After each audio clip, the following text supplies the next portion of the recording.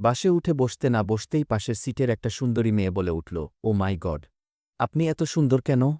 আমার গায়ে হাত দিয়ে বলল, আপনার বডি এত সুন্দর কেন? নিশ্চয়ই আপনি জিম করেন। জীবনে আমার মা বাবা আমাকে কালাচাঁদ ছাড়া ডাকেনি। গার্লফ্রেন্ড আদর করে কালু ডাকত। কিন্তু আজ এই বাসে এই মেয়ে আমার মধ্যে এমন কি দেখে সুন্দর বলল বুঝতে পারলাম না। মনে মনে লজ্জা পাচ্ছিলাম। একটু পর মেয়েটা আমার পাশে বসা ছেলেটাকে বলল, এই যে ভাই, আপনি উঠুন, আমি এই ভাইয়ের পাশে বসতে চাই। আপনি আমার সিটে বসুন। দেখলাম ছেলেটা সুর সুর করে পাশের সারির মেয়েটার সিটে গিয়ে বসল। মেয়েটা বসল আমার পাশে। খেয়াল করে দেখলাম মেয়েটা বেশ সুন্দরী। কয়েকদিন আগে টিভির বিজ্ঞাপন দেখে একটা ফেস ওয়াশ কিনেছিলাম।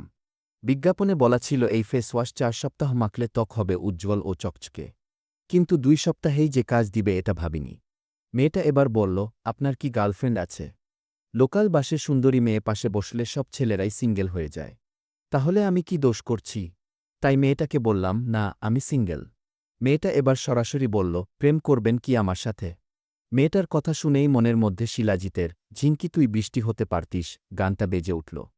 সারাজীবন গার্লস স্কুলের পাশে দাঁড়িয়ে থেকে মেয়ে পটাতে পারিনি। যে মেয়েকে প্রেমের প্রস্তাব দিয়েছি সেই মেয়েই বলেছে আয়নায় নিজের চেহারা দেখতে। এক মেয়ে তো বলেই দিয়েছে কয়লা আর আমার চেহারার মধ্যে কোনো পার্থক্য নাই, দুইটাই কালো। যদি পাশে বসা সুন্দরী মেয়েটার কথাটা ভিডিও করে ওদের দেখাতে পারতাম। মেয়েটাকে উত্তর দিতে যাব এর মধ্যে আরেকটা মেয়ে পাশে এসে দাঁড়াল। দাঁড়িয়ে আমার পাশে বসা মেয়েটিকে বলল, বাসে বসা সুন্দর ছেলেদের দেখলেই প্রেম করতে ইচ্ছে করে, তাই না? এই ছেলেকে আমার পছন্দ হয়েছে। তুই অন্য কাউকে দেখ। দেখলাম আমার পাশে বসা মেয়েটা উঠে চলে গেল। এবার যে মেয়েটা এলো সে আরও বেশি সুন্দরী দেখতে। আমি তাড়াতাড়ি ফোন বের করে সামনের ক্যামেরায় নিজের চেহারা দেখে নিলাম। সত্যি এটা আমি নাকি অন্য কেউ? নিজেকে রেস্ত্রীর সালমান খান মনে হচ্ছিল, শুধু চশমাটাই নাই। বাসায় ভুলে সানগ্লাস ফেলে এসেছি বলে নিজের উপর রাগ হচ্ছিল। নতুন মেয়েটা এবার বলল, ওয়াও, আপনি আমার দেখা সেরা পুরুষ। প্রেম করবেন কি আমার সাথে? মেয়েটার কথা শুনে বুকের মধ্যে ধপাস ধপাস শুরু হয়ে গেল। গর্বে বুক ফুলে উঠল। মনে মনে সেই ফেসওয়াশ কোম্পানিকে অনেক ধন্যবাদ দিলাম। মেয়েটাকে উত্তর দিতে যাব এমন সময় দেখি আরও 3টা মেয়ে এসে আমার পাশে দাঁড়িয়েছে। ওরা 3জন একসাথে বলে উঠল, এই ছেলে প্রেম করবে আমার সাথে। এবার আমার পাশের বসা মেয়েটা উঠে ওদের সাথে মারামারি শুরু করল।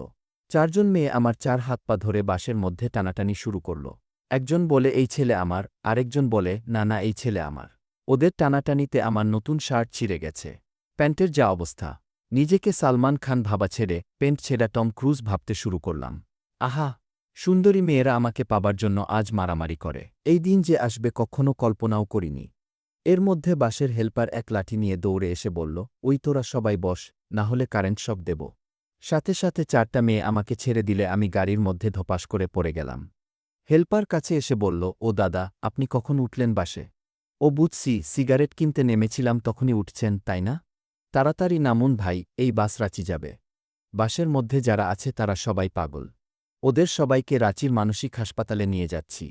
হেল্পারের কথা শুনে আমি অজ্ঞান হয়ে গেলাম। জ্ঞান ফিরলে দেখি আমি রাঁচির মানসিক হাসপাতালে। বুঝলি গোপাল, আমার কপালে আর প্রেম হবে না রে।